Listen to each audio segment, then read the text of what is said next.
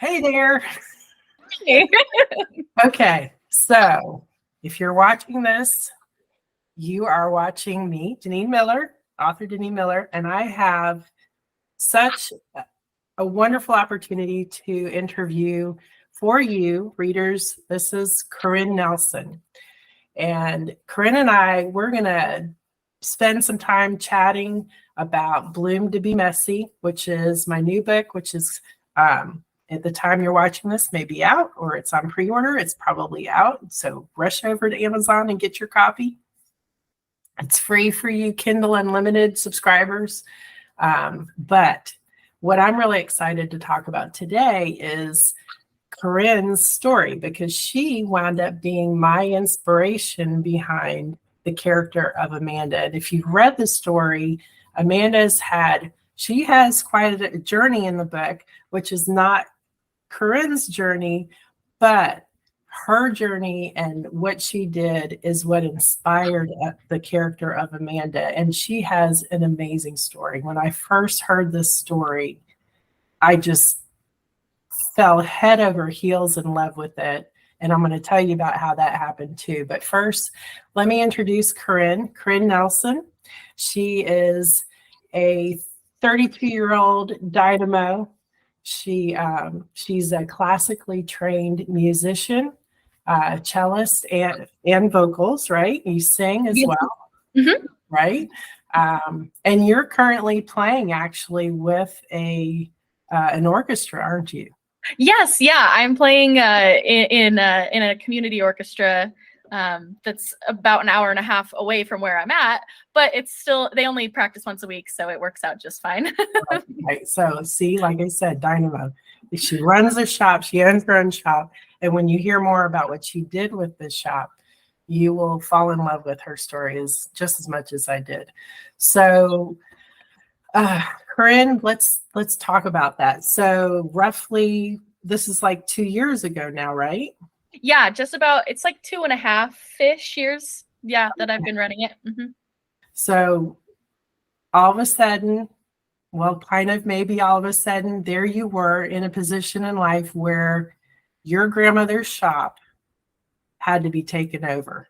She wasn't able to really run it well anymore, right? Yes. So she's been running it for like 30 years now. My mom started it, and then my grandma took it over.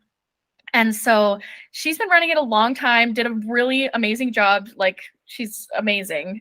But she was just, people don't realize that being a florist is extremely physical. You know, when people picture florists, they think of like, oh, la-di-da, I'm just putting flowers in a vase. And yeah, that's part of it. But it's so much physical labor where you're hauling like, you know, half full buckets of water and you're bringing in huge boxes of flowers. And it's very physical. So she's getting to a point where it was just getting really hard on her physically. Right. And so I knew she was slowing down, and I just, the shop is really important to our family. And so I was like, you know what?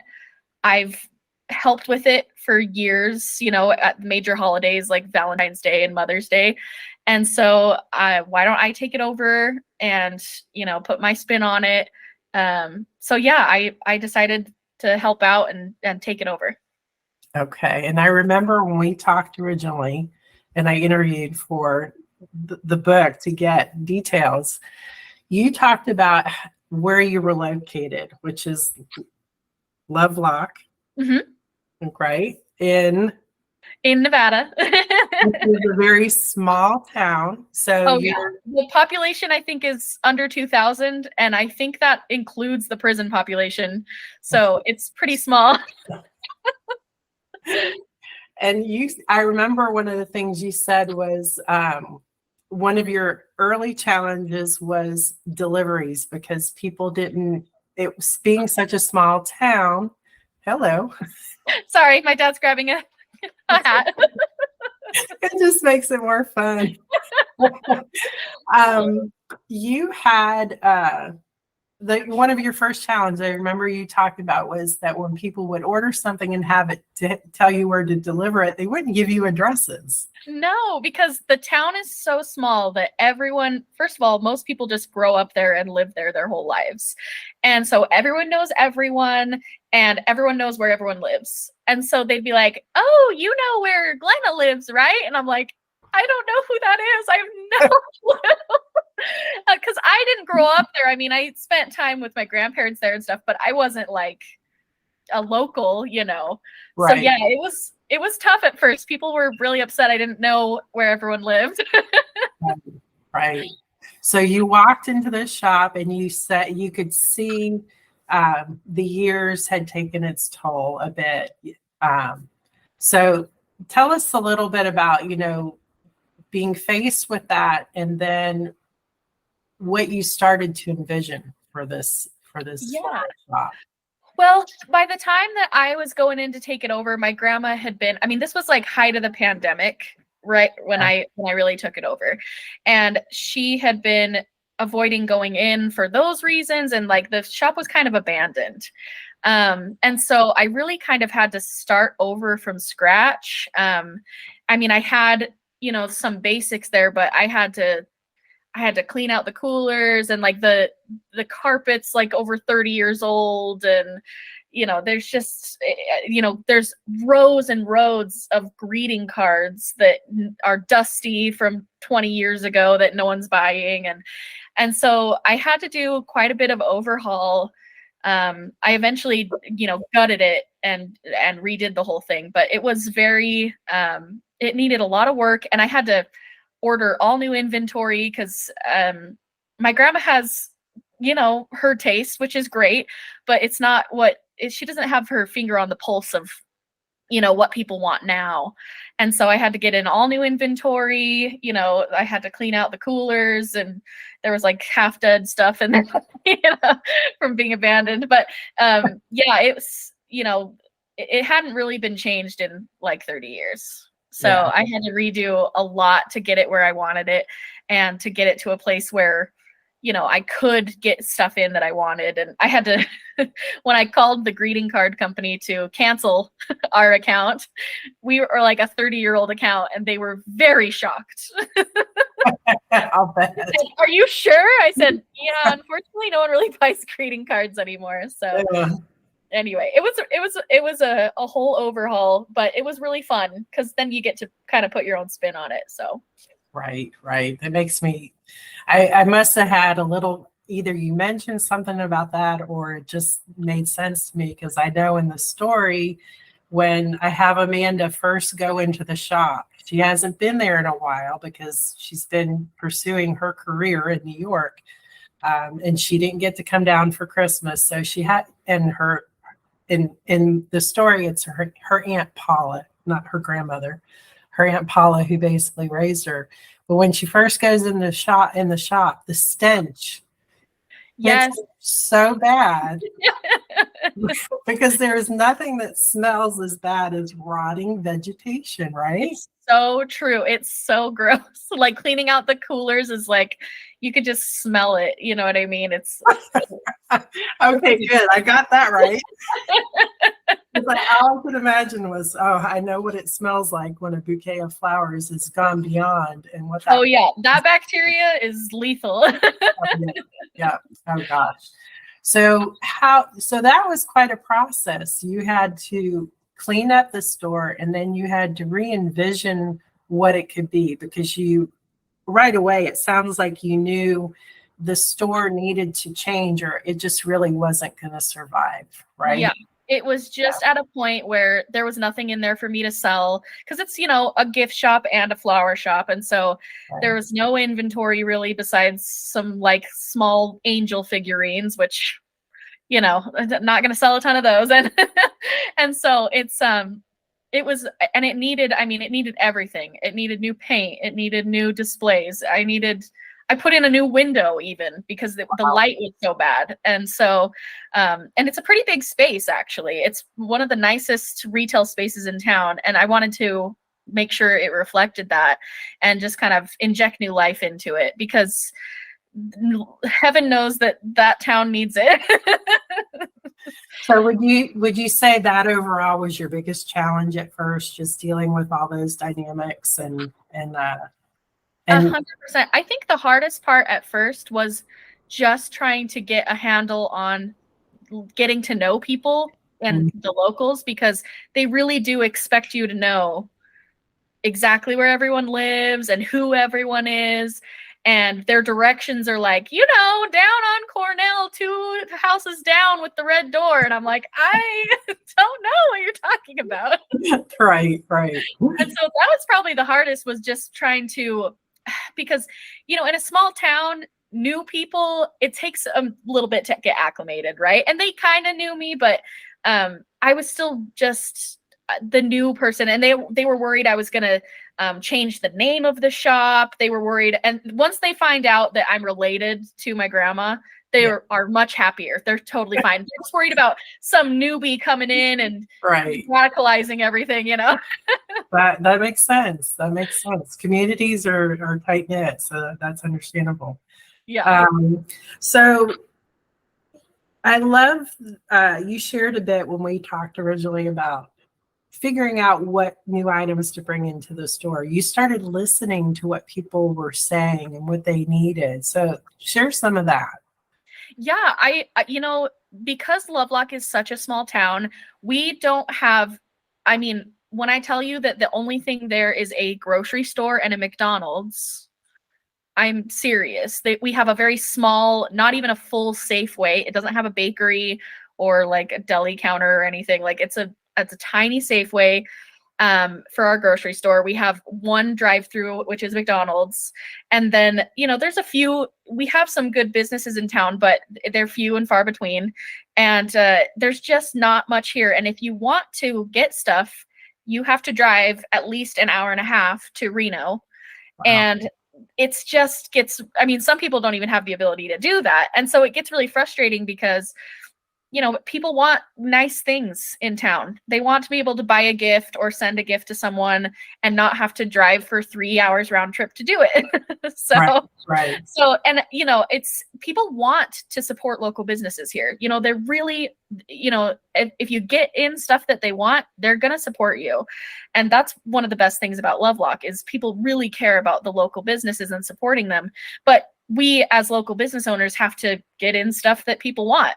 So I did, I have a very large Facebook group with pretty much everyone in town on it, so that I can get feedback and I can, just be like, hey, what do you guys want to see? And, for the most part, I just get in things that I would want to buy and hope that everyone has my taste. But right. But it's been really fun. People really like what I get in the store. I try and keep it really fresh and fun. Get lots of fun stuff for kids in and all that. So yeah, it's been really fun trying to figure out what everyone wants in town and, providing it, which is a real nice, it's a service really. So. Right. So you've really transformed this floral shop into an integral part of the town, right? I like to think so. I hope that people feel that way about it. Especially with the flowers, there's something so special about being the person that puts together all the flowers, because you get to see everyone's love for each other in a weird, unique way where, people don't see that very often. I see it every day. I see the get wells and the congratulations and the birthdays, like all these beautiful things of like people loving each other in town. Right. And I get to be the center of it. And I think that's one of the most rewarding parts of the job, is I just get to see everyone's love all day long. It's really cool.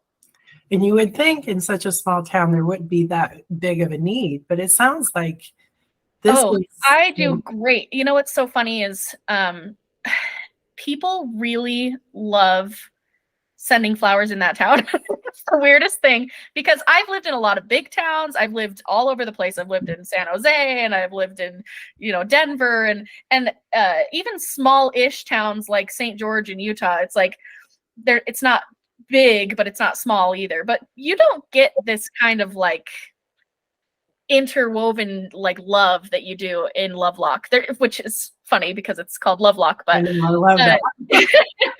But people really care. I mean, when it's graduation time, everyone's in getting graduation balloons, and like I make these cute little candy buckets, and I do, everyone's coming in to get it. And it's same with like Valentine's Day is insane because everyone comes to support us. Everyone wants something special for their loved one. And so, I mean, for such a small town, I do between like 10 to 15 deliveries a day sometimes. Like, Wow. I know, it's crazy. And so some days are less than that, of course, but for the most part, I'm fairly busy, and I do weddings and I do funerals, and people just know that I'm there for them, and I think that it's really special. And yeah, it doesn't hurt that there's of course no other florist in town because I don't even know where they would go. Right, there's hardly anything there, but it's also that people just want to show their love here, and everyone's so closely knit, and I think that's just so beautiful. So I'm really happy to provide that service. Yeah, it sounds like it's really part of the culture, which brings me to one of my favorite stories that you shared when we talked, and this was right after you took over the shop, and it was your first Mother's Day. Yes, yeah, I know exactly what you're talking about. Yes, I love this story. It's so good. Well, I have, this beautiful relationship with our wholesaler in Reno, and we've been with them. They started up right after my mom opened the shop. So they've been open just as long as we have. And the owner there, Troy, is so great, but he's also the head of the Hells Angels. Which is so funny because he knows more about flowers than anyone. I mean, he is really knowledgeable, but he's like deep into Hells Angels in Reno. And so anyway, it's a whole thing, but on Mother's Day, it was my first Mother's Day. It was right after I had done renovations. So we got slammed way harder than I thought. And I already thought it was going to be slammed.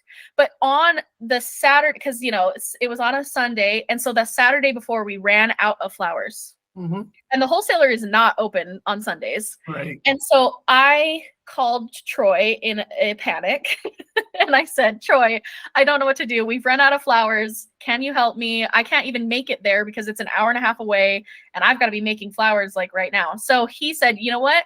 I'm going to send someone with some flowers for you. Just tell me what you need. I'll have them bring it. I said, okay, that sounds great. And so I'm expecting one of his employees, from the wholesaler to bring flowers. Well, I go to meet him at 11 at night or something. It was like late. And he's in this really beat up car, and like the back windows shot out. Like, I mean, it's a jalopy, and and he comes out, and I can tell he's with the Hells Angels. This is not someone who works at the wholesaler. So he sent one of his Hells Angels guys. He got me the flowers, and I was so thankful. And so the first thing he does is he gives me a poster for a Hells Angels event, and he asked me if I put it in the window. And I said, yeah. I didn't put it in the window. But anyway, then I try to pay him to tip him because it's a long drive. And I was so thankful that he brought me some flowers. And he goes, no. Just tell Troy that Stevie's the best. I was laughing so hard. I couldn't believe it. And he was dead serious. So I had the Hells Angels deliver me flowers for Mother's Day. Oh my gosh.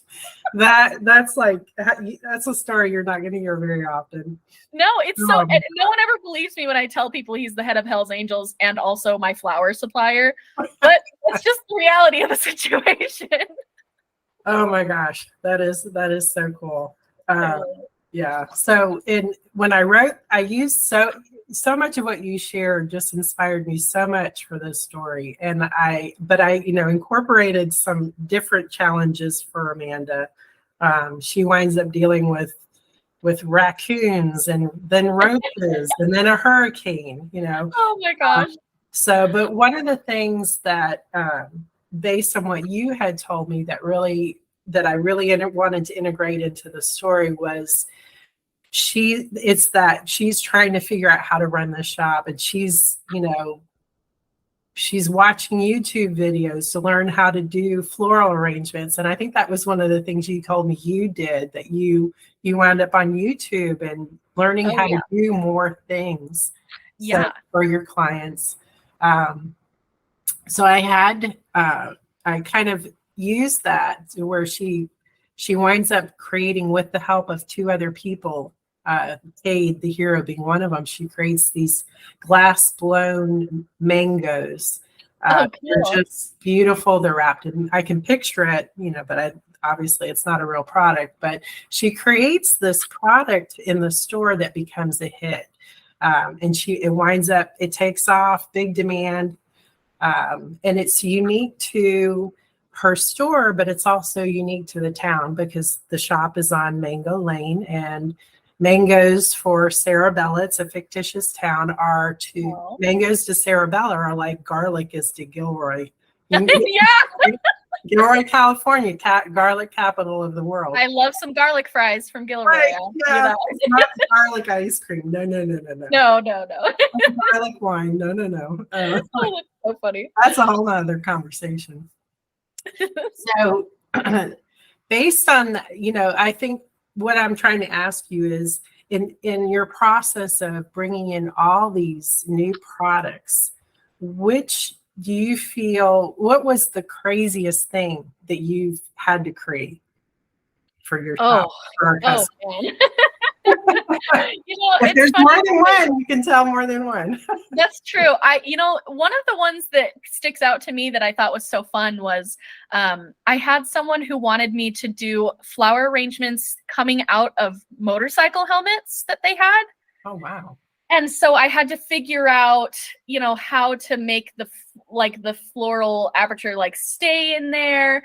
And they turned out super cool. I did a lot of weird dried florals mixed with fresh, and I tried to make it because it was for a man, and so I tried to make it not super girly but really cool. And so yeah, I did a couple of floral arrangements out of 2 motorcycle helmets that were coming out of the visors and stuff.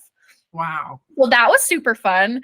And then I love doing weird stuff well, not necessarily weird, but I love making specialty flower crowns and stuff like that, because you get to just be super creative with them. And I also make, I haven't really seen other people do this, but I hate corsages. I think they're so old fashioned and so horrible to make, but I make these cute little floral rings. And they're really cool. I use little pieces of succulents sometimes, and there's lots of, I'll have to send you pictures, but anyway, so those are really fun to make too, floral jewelry. And I did a whole photo shoot with my sister. She was going to be doing some modeling, and so I made her a full flower bra, and she modeled with it. Wow. So I love making weird, fun stuff. I don't get the opportunity very often because most of the time people are like, give me a 2-rose vase, or give me a dozen roses, which is fine. But I love when people give me that opportunity to create something unique. Right. Because it's just so fun to try and figure out how to make it work and experimenting. So yeah. Definitely. And yeah, I love that. You were definitely the inspiration for Amanda. I'm going to take a quick second here to, I'm going to share the cover real quick for Bloom to Be Messy. I'm so excited how it came out. And it should be popping up. Oh, there we go. That is just so cute. I love it. Yeah, I was so excited to show this to Corinne, and I was even telling her how the designer that I worked with on it, she popped in that cute little hanging bouquet of hydrangea, and I hadn't even told her that I used that hydrangea in these arrangements that Amanda is doing for a wedding for an old friend that she reconnects with. Yeah. And that became such a challenge for her in the midst of an impending hurricane, which you'll have to read the book to find out how that goes. I love it. So, but yeah, I just, and we talked, Corinne and I talked briefly about the characters on the book, trying to get them represented and how I envision them. And she commented about Amanda's outfit, that it looked like something that she would even wear. Oh yeah, I think I have like 2 or 3 jumpers that look just like that. I know, they're coming back. And the funny part of that is when the designer was asking me about her, because I gave her the story, and she said, "How New York is she?" And I said, "Well, she's been there for a while, but she's going back to her hometown. So a little bit of an edgy New York to her, but not too much." So I love it. I think she nailed it pretty good. Yeah, that's gorgeous. Okay, so let's stop that. So one of the things that I just loved when you showed me some of the videos of your store was that phrase that you put on the counter when people first walk in. It's on your checkout. Oh, yeah. You've redone the store, right? Oh yeah, the whole thing. The store. Oh, I pretty much everything about it I changed. I repainted every surface. I put in a new window, new flooring. Like I did the flooring myself. So like I did it all myself. And I did oh man, yeah. I've redone the counters, and all the displays are new. I mean, anything that can be changed pretty much was changed.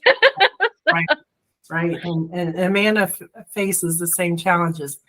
And I used your inspiration of this phrase and created a different one for the shop, but share that with people. Oh, it's my favorite. You know what's so funny is my dad is an English professor, and he's the one that came up with it. He's brilliant. He's got such good wordplay, but it's we peddle happiness. But petal obviously is like a flower petal.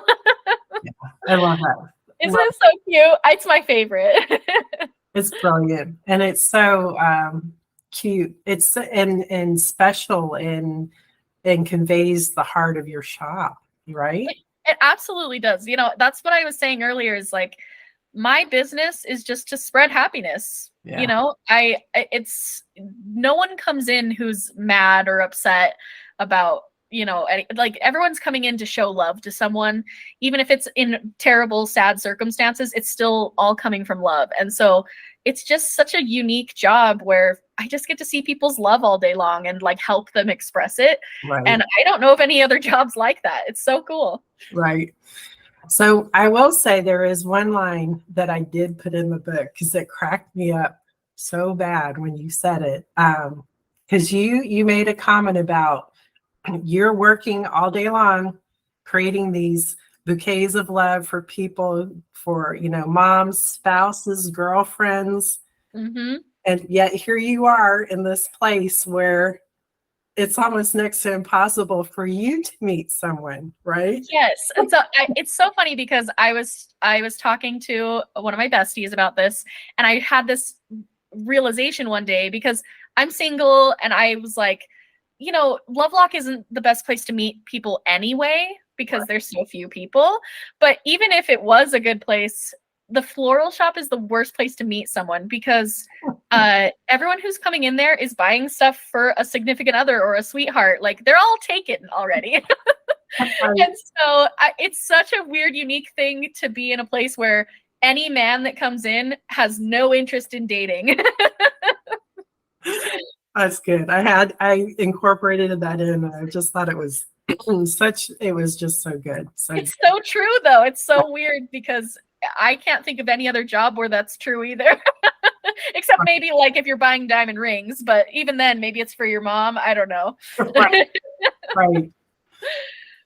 Okay. Wow. So such good stuff. So it's 2 years, almost 2.5 years later. You've really figured things out. You've got your shop running. You've fine-tuned it. Are you still the only one that runs it? Do you have help? For now, yes, but not on major holidays. I always have family and friends that help me for major holidays because it's impossible to do it by myself. Right. The volume is crazy. I mean, we probably make, I would say 70% of our annual income comes at Valentine's Day. I mean, Wow. you know, it's really significant and it's amazing. But it's a lot. So, but for the most part, I'm able to handle it by myself. And if I need help, my mom is like the original florist wizard. She's amazing. And so she comes in and hops in and helps me. But for the most part, it's just me. Yes. And you shared before we started that you're in a unique position to where business for you happens Monday through Friday, unless it's a holiday. Yes. Yeah. The only time I work weekends is if it's a holiday or something major like graduation or something. But it's nice because most people in town end up leaving for the weekend to go to Reno or, you know, just to like shop elsewhere. And so the town is oddly dead on weekends. I mean, it's just quiet and weird. And so even if I was open Saturdays, I've tried it before and I get basically no business. So I get the weekends off. It's great. Wow. That's ideal. So what would you say, just daily or just in general, what do you feel your biggest challenge is now? You've overcome so much. You know, oddly, it's funny because it doesn't really have anything to do with the shop. Like the shop is easy to run. It's really fun. I get to, you know, just talk to people all day and everyone's so sweet and, you know, kind. Right. But the hardest part for me is just like, it's hard to make friends. And it's hard to, like, obviously, like I said, like, I can't really date. So it's very isolating because I'm just basically talking to old ladies all day, which I love. Don't get me wrong. But it's, that's my most, you know, obvious clientele is cute little old ladies sending things to everyone. So it's isolating and it's lonely to be in such a small town and to be in a place where, like, I can't really, you know, I have friends, but they're all way far away from me. Right. But that's really the hardest part, but it's doable. And I have my family, so I'm not like, you know, destitute, lonely. I'm trying to paint that picture, but that's probably the hardest part, honestly, of being in such a small town and running the shop is like, it's just lonely. Right. But other than that, not too bad. Yeah. And now you're part of that orchestra. Yeah, I had kind of an awakening where I was like, I had put myself in this prison of like, oh, I'm just going to do this forever and I'm never going to, you know, be social. And I was like, why am I acting like that? Like, I have opportunities. Yeah, it's kind of annoying to drive to Reno an hour and a half and back for a single rehearsal a week. But you know what? It's worth it because I get to socialize and hopefully I just started, but hopefully I'll make some really good friends. And, you know, it's just, I have to put myself in opportunities to meet people. And that's out of my comfort zone. Right. Of course. But it's a good thing to do. So that's what I've been doing. Okay. So here's a final question. We'll start wrapping it up. This has been wonderful, Corinne. Thank you so much. Thanks for having me. So since, you know, this is about romance, what would you, let's see, what would be the more fun question to ask you? Let's do 2 questions. Okay, I love it. What would be your ideal first date? Oh, okay. I love that. Ideal first date for me is, that's so tough because I'm someone who I don't really love, like, I don't like going to the movies because it's like you don't get to talk. You know, I like conversation a lot. So anything where we just get to sit and get to know each other is like perfect. And I also love books. So like my favorite place is like a bookstore. So it would be ideal to like go to a bookstore, pick out a couple of books and maybe just like have a picnic or something and just get to know each other. Because that's all that matters is I just like conversation. So I love that. I think that's perfect. Okay. The other question is describe your dreamy book boyfriend. I love it. Well, I think the thing I value the most is like just intelligence in general. I want someone I can talk to things about and like someone who reads a lot, someone who cares about, that has opinions on things that I can like discuss. And obviously someone who cares about me would be great. But yeah, I would say definitely someone who's like really intellectual, loves to like have conversations, I'm not about the broody silent type. I want conversation. He's a bit broody. Yes, that's my perfect man. Someone who's really just like intellectual, and also he has to make me laugh. I love someone who's funny, because I think that humor is really a good teller of someone who's intelligent. If you can make me laugh, you're probably smart. That's a good point. That's a really good point. Yeah. So someone who makes me laugh, and someone who's like intelligent, and they'd have to be okay with me reading a lot, because I'm a very avid reader. So they'd have to be okay with being alone sometimes, because I gotta have my personal time and read. There you go. That's good. You're an independent, empowered, strong young woman. You're impressive, Corinne. Oh, you're so sweet. Wow. When I hear stories of young women overcoming things like you did and creating something amazing, I mean, beyond what you probably even visualized initially, you've created something just so impactful for your community, for so many people where you live. Your life is just a testimony in how you've integrated with the people there, and you see their hearts, and you're connected to that too. It's such a vital part, I think, of living a life that has value and purpose and meaning. So I couldn't agree more. I'm just commend you so much for what you did, what you've accomplished. And you're only 32. Which at this end, at my end, it seems so young. I'm sure it's a little different for you, but it just, I can only imagine what else you're going to accomplish in your life, and that it will be such a beautiful impact on the people you meet and get to know. And whatever guy is lucky enough to grab you, whoever he is out there, he will be just so blessed, lucky, whatever it is to have. You're so sweet. Oh, I believe it. So anyway, I love this. I love how, my daughter and you are such good friends. And I don't know if I covered that in the beginning. It was just Rachel telling me how she was going to come and visit you and what she had done. I just knew right away I had to interview and talk to you and meet you. And just, it was such an incredible story. So thank you for sharing that with me today. And readers, I hope you will just appreciate this and agree with me that Corinne is an amazing young woman. And if you have a young woman in your life, or you're one of those young women, you're amazing. You're wonderful. You're important on this planet. We need you. For us as women, just to make our way and to do amazing things. It's just, these are the stories that we love to hear and I love to tell. So Corinne, thank you again for being here. Thank you for your time and doing all this and being part of the Bloom to Be Messy journey. I'm so excited. I am so pleased to be here and just honored. Thank you. Okay. Well, thank you so much.